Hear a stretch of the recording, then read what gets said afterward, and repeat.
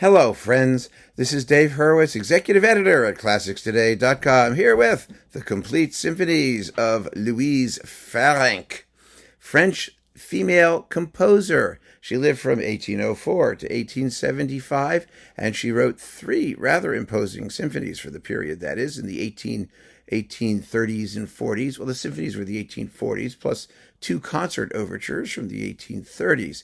Really a remarkable thing when you consider that female composers were never going to be performed other than, chamber and piano works in salons and private places for domestic use. So to write a symphony was like a big deal. And especially in Paris, where your only outlet for orchestral music was essentially the Paris Conservatory Orchestra, which performed her third symphony. In fact, at the end of the 1840s, she was the French Emily Meyer. Emily Meyer being the German female Louise Farrenc. They really were very, very gifted composers. First-class talents, actually. And their works are as good as anything by anybody. In the 19th century, they fell into complete, absolute obscurity as a result of their sex and the fact that their style was rather conservative. I mean, as you might expect. I mean, you were not going to find the female Berlioz, for example, in that period, because I mean, Berlioz had enough trouble getting his stuff played. Can you imagine what would happen if some, female composer had written the Symphonie Fantastique? They would have locked her up forever. I mean, thought she was completely crazy. So these ladies were not crazy. They wrote in the style of the time. Farrenc, for example, her style essentially is Mozart. Mozart and a little bit of Beethoven mixed in, fortified by the romantic temper of the times. Maybe you might, the scherzo, for example, of her third symphony, it might remind you a bit of Mendelssohn. There's a little bit of all of that stuff in here.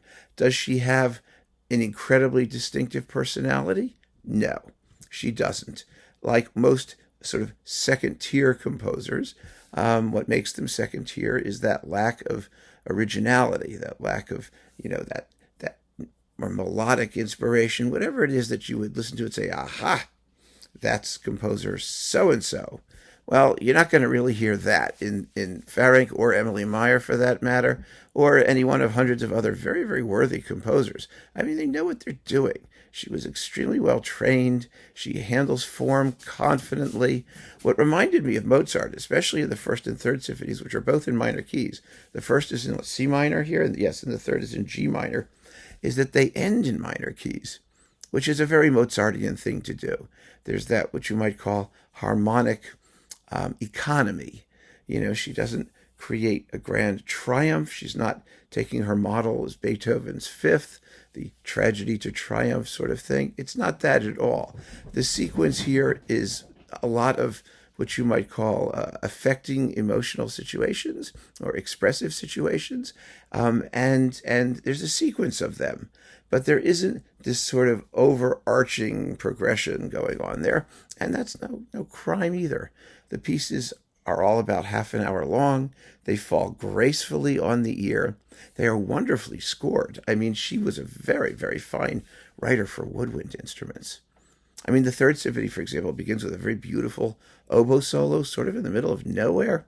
And the slow movement has a gorgeous opening clarinet solo.